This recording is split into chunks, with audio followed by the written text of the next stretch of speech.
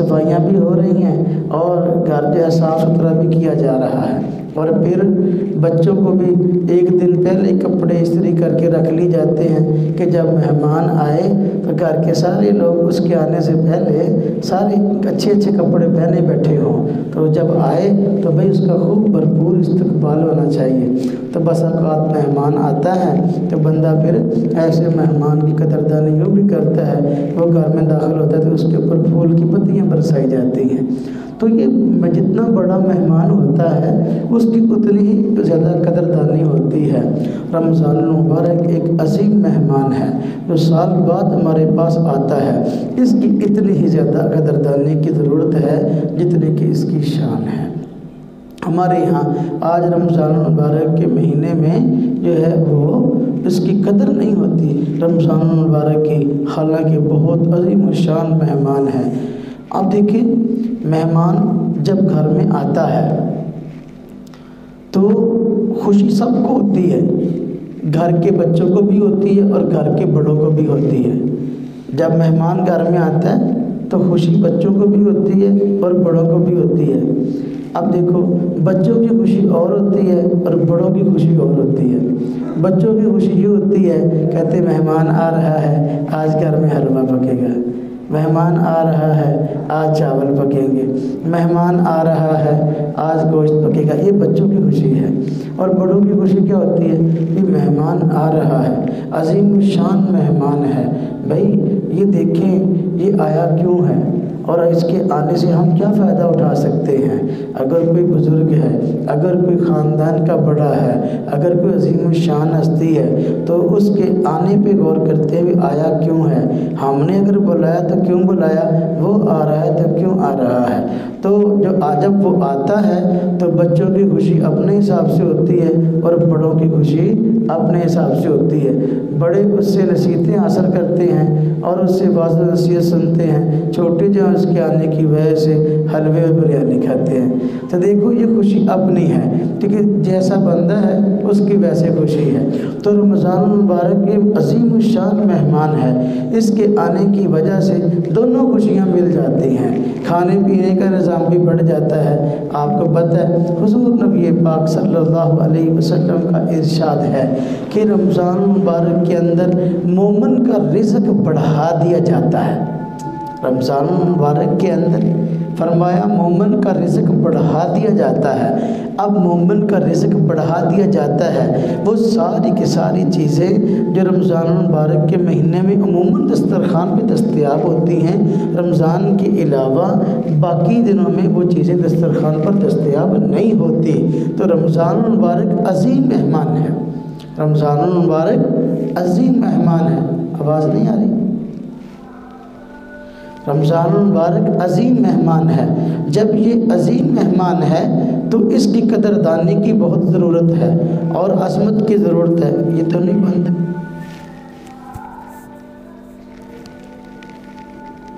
تو اس کی قدردانی کی ضرورت ہے۔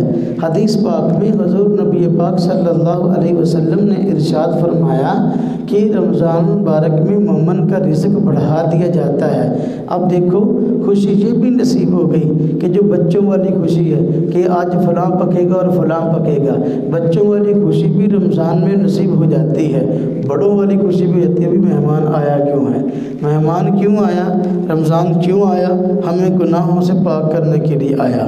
حضور نبی پاک صلی اللہ علیہ وسلم کا ارشاد ہے، من صام رمضان ایمانا واحتسابا غفر له ما تقدم من ذنبہ، جو بندہ ایمان کی حالت میں حساب و کتاب کے خوف سے اللہ پاک سے ملاقات کے شوق میں رمضان مبارک کے مہینے میں روزے رکھتا ہے، اللہ تبارک و تعالی اس کے تمام گناہوں کو معاف فرما دیتے ہیں۔ تو یہ بڑوں کی خوشی ہے، کیونکہ چھوٹوں پر تو روزہ فرض نہیں ہوتا، روزہ بڑوں پر ہے اور گناہ بھی بڑوں سے ہوتے ہیں، چھوٹے بچے تو ویسے گناہوں سے معصوم ہوتے ہیں۔ تو اللہ پاک نے رمضان المبارک عظیم الشان مہمان کو بھیج کر چھوٹوں کی خوشی کا بھی انتظام کر دیا، بڑوں کی خوشی کا بھی انتظام کر دیا۔ تو رمضان مہمان ہے، کس کا مہمان ہے؟ اب مہمان بھی تو اس کی عظمت اور قدر ہوتی ہے کہ اس کی نسبت کے لحاظ سے اب رمضان کی نسبت اللہ کی طرف ہے۔ حضور نبی پاک صلی اللہ علیہ وسلم نے فرمایا رمضان اللہ کا مہینہ ہے، رمضان اللہ کا مہینہ ہے تو یہ اللہ کا مہمان ہے۔ جب بندہ مہمان ہونا ہی ایک عزت اور شان والی بات ہے، لیکن اگر مہمان کسی بڑی شخصیت کا ہو تو پھر اسے مہمان کی بھی عزت اور قدر بڑھ جاتی ہے۔ رمضان اللہ کا مہمان ہے، جب اللہ کی طرف اس کی نسبت ہو گئی تو یہ مہمانوں میں عظیم الشان مہمان ہوا، اس لیے اس کی قدردانی کی ضرورت بھی کہیں زیادہ ہے کہ یہ اللہ کا مہمان ہے۔ جو اللہ کے مہمان کی قدردانی کرے گا اللہ تبارک و تعالیٰ اس کی قدردانی کرے گا۔ حضور نبی پاک صلی اللہ علیہ وسلم رمضان المبارک کے مہینہ کے شروع ہونے سے 2 ماہ پہلے ہی رمضان المبارک کی خواہش کا اظہار فرمایا کرتے تھے، یا اللہ رمضان کا مہینہ ہمیں دکھا دے۔ آپ دعا کیا کرتے اللہم بارک لنا فی رجب و شعبان، اے اللہ ہمارے لیے رجب اور شعبان کے مہینہ میں برکت عطا فرمائیے اور زندگی میں اتنی مہلت عطا فرمائیے کہ ایک مرتبہ پھر رمضان المبارک کا مہینہ دیکھنا نصیب ہو۔ حضور نبی پاک صلی اللہ علیہ وسلم 2 ماہ تک مسلسل یہ دعائیں کرتے۔ جب 2 ماہ تک مسلسل یہ دعائیں کرتے، یا اللہ رمضان کا مہینہ پھر دکھا دے، یا اللہ رمضان کا مہینہ پھر دکھا دے، اس سے یہ بات معلوم ہوتی ہے کہ واقعی یہ عظیم الشان مہمان ہے کہ اس کے آنے کی خواہش، اس کے پانے کی خواہش، عظیم الشان ہستی حضور نبی پاک صلی اللہ علیہ وسلم کی ذات بھی واقعی اس کے پانے کی خواہش کا اظہار فرما رہے ہیں۔ تو رمضان المبارک عظیم مہمان ہے، اس کی عظیم قدردانی کی ضرورت ہے۔ اللہ پاک نے رمضان المبارک کا مہینہ کیوں بھیجا؟ ہم اس کی قدر کرنے والے بن جائیں اور اس مہینے کے اندر اللہ تبارک و تعالیٰ کی رضا حاصل کرنے والے بن جائیں۔ مسلمان کے لیے گناہوں سے پاک ہونے کا بہترین ذریعہ رمضان ہے۔ اللہ تبارک و تعالیٰ نے رمضان المبارک کا مہینہ اس لیے دیا تاکہ بندے اپنے گناہوں کو بخشوانے والے بن جائیں۔ اللہ پاک نہیں چاہتے کہ کوئی مسلمان میرے پاس آئے تو وہ گناہوں سے لتڑا ہوا ہو۔ اللہ پاک بندے کو دنیا کے اندر گناہوں سے پاک کرنے کے مواقع فراہم کرتے ہیں، تو رمضان المبارک کا مہینہ بھی در حقیقت گناہوں سے پاک کرنے کے لیے اللہ پاک نے ایک موقع دے دیا کہ بھائی پتہ نہیں تمہاری زندگی کا یہ آخری رمضان ہو، پتہ نہیں اس سے پہلے زندگی میں، اس کے بعد زندگی میں کوئی اور رمضان دیکھنا نصیب ہو کہ نہ ہو، اس لیے رمضان المبارک کا مہینہ دے رہا ہوں، اس مہینے کے اندر اپنے گناہوں کو بخشوانے والے بن جاؤ۔ رمضان المبارک اللہ تبارک و تعالیٰ سے صلح کا مہینہ ہے۔ بندہ گناہ کر کر کے اللہ پاک کو ناراض کر لیتا ہے، اللہ تبارک و تعالیٰ کی ذات گناہ کی وجہ سے ناراض ہوتی ہے۔ اللہ پاک کی ذات نے کرم کرتے ہوئے، احسان فرماتے ہوئے رمضان المبارک کا مہینہ ہمیں عطا فرمایا ہے۔ کیوں؟ تاکہ اس رمضان المبارک کے مہینہ میں ہم اللہ تبارک و تعالیٰ کو راضی کرنے والے بن جائے، اللہ کی ناراضگی ختم کرنے والے بن جائے۔ اللہ تبارک و تعالیٰ نے رمضان المبارک کا مہینہ ہمیں عطا کیا تاکہ ہم رمضان المبارک کے مہینہ میں اللہ پاک سے گناہ بخشوانے والے بن جائیں۔ اب دیکھیں اللہ پاک نہیں چاہتے کہ بندہ گناہ کرے، لیکن انسان ہے، اس سے غلطیاں، خطائیں اور گناہ ہو جاتے ہیں۔ اللہ پاک کی ذات نے ایک ایٹومیٹکلی سال کے اندر ایک ایسا مہینہ رکھ دیا جس کے اندر بندے کو گناہوں سے بچنے کی پریکٹس ہو جاتی ہے، بندے کو گناہوں سے بچنے کا ماحول مل جاتا ہے۔ پورا رمضان المبارک کا مہینہ بندہ جب گناہ سے بچتا ہے تو پھر اگلے 11 مہینے بھی اس کو گناہوں سے بچنا آسان ہو جاتا ہے۔ جب بندے کا روزہ نہیں ہوتا تو عام طور پر بندہ گناہ کر جاتا ہے، گناہ کے خیالات دل میں آتے ہیں، رمضان کے علاوہ بھی آتے ہیں، رمضان میں بھی آتے ہیں، لیکن رمضان المبارک میں بہت کم آتے ہیں۔ رمضان المبارک کے مہینہ کے علاوہ خیالات زیادہ آتے ہیں، بندہ جب خیالات گناہ کے آتے ہیں تو عملاً کر گزرتا ہے، لیکن رمضان المبارک کا مہینہ اللہ پاک نے اس لیے دیا تاکہ بندہ جو گناہوں سے بچنے والا بن جائے۔ رمضان المبارک کے مہینے میں جب بندہ روزہ رکھ لیتا ہے تو عام طور پر گناہ سے بچنے کی کوشش کرتا ہے۔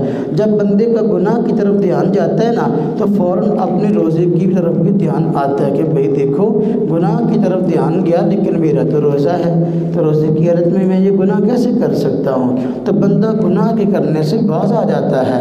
تو اسی طرح اب دیکھیں رمضان المبارک کے مہینہ میں جب بندہ مسلسل ایک ماہ تک گناہوں سے بچ جاتا ہے اور ایک ماہ تک مسلسل گناہوں سے بچنے کی پریکٹس کرتا ہے تو پھر آگے رمضان المبارک کے بعد کی زندگی میں بھی اس کے لیے گناہوں سے بچنا آسان ہو جاتا ہے۔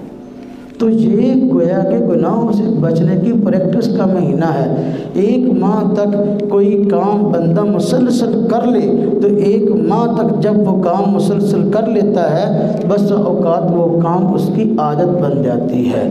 تو رمضان المبارک کے مہینے میں گناہوں سے بچنے کی ایک عادت بنانا مقصد ہے کہ بندہ رمضان کے مہینے میں گناہ سے بچنے کی عادت بنا لے۔ جب پورا مہینہ رمضان کے مہینے میں گناہوں سے بچنے کی عادت بنا لے گا تو اب باقی مہینوں میں اس کے لیے گناہوں سے بچنا آسان ہو جائے گا۔ تو یہ رمضان المبارک کا عظیم الشان مہینہ جو اللہ کا مہمان ہے، یہ اس کی عظمتیں اور اس کی قدریں ہیں، ہمیں چاہیے کہ ہم اس کی قدردانی کریں۔ رمضان المبارک کے مہینہ جب آتا ہے تو اب اللہ تبارک و تعالیٰ ایک تو بندے کے گناہ معاف کرنے کے لیے بیٹھے ہیں۔ بندہ جب رمضان کے مہینے میں روزہ رکھتا ہے اللہ پاک اس کے گناہوں کو معاف کر دیتے ہیں۔ اور دیکھو اس طرح میں عرض کر رہا تھا کہ باقی مہینوں میں بھی شیطان کا حملہ ہوتا ہے لیکن رمضان کے مہینے میں شیطان کا حملہ عموماً کم ہوتا ہے اور سرکش شیاطین قید کر دی جاتے ہیں۔ چھوٹے موٹے شیاطین رہتے ہیں، بڑے شیاطین کو قید کر دیا جاتا ہے۔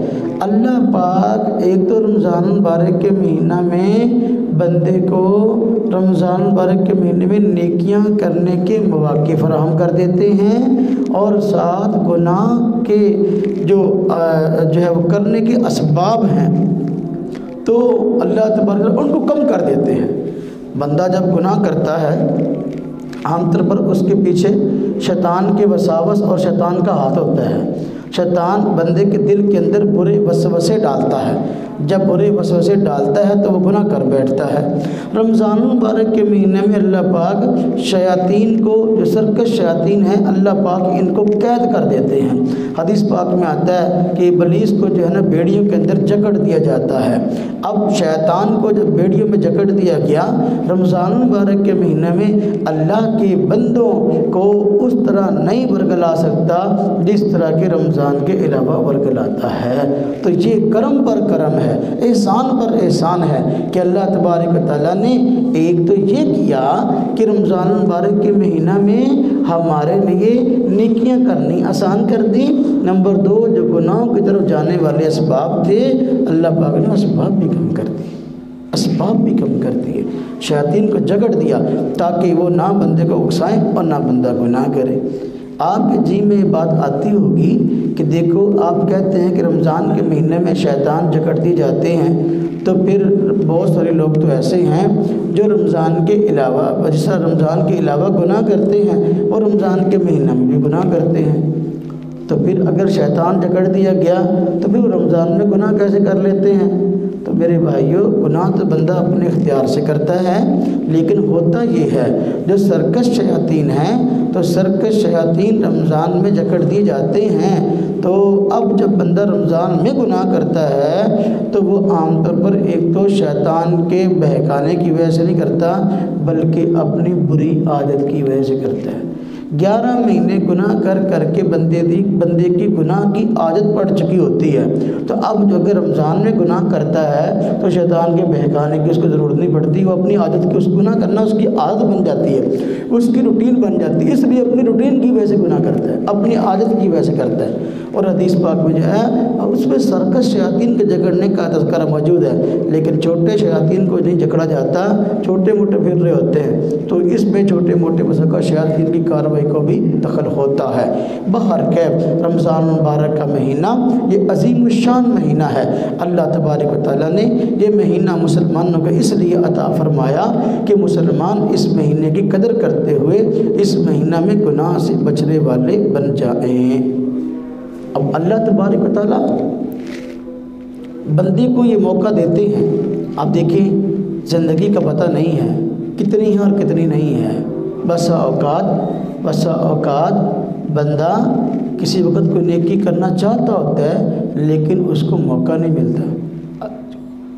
خوش نصیب ہے وہ بندہ کہ جو نیکی کرنا چاہے اور اس کو نیکی کرنے کا موقع بھی مل جائے۔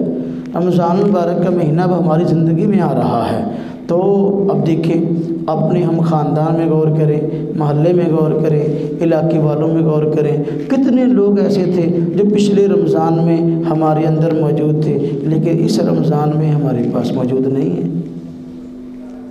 وہ بھی یہ سمجھتے تھے ابھی ہماری زندگی بہت لمبی ہے، ابھی ہم نے بہت لمبا جینا ہے، تو ہماری زندگی میں پتہ نہیں کتنی مرتبہ رمضان آئیں گے، تو وہ بھی یہ سمجھتے تھے، لیکن وہ پچھلا رمضان جو تھا وہ ان کی زندگی کا آخری رمضان ثابت ہوا۔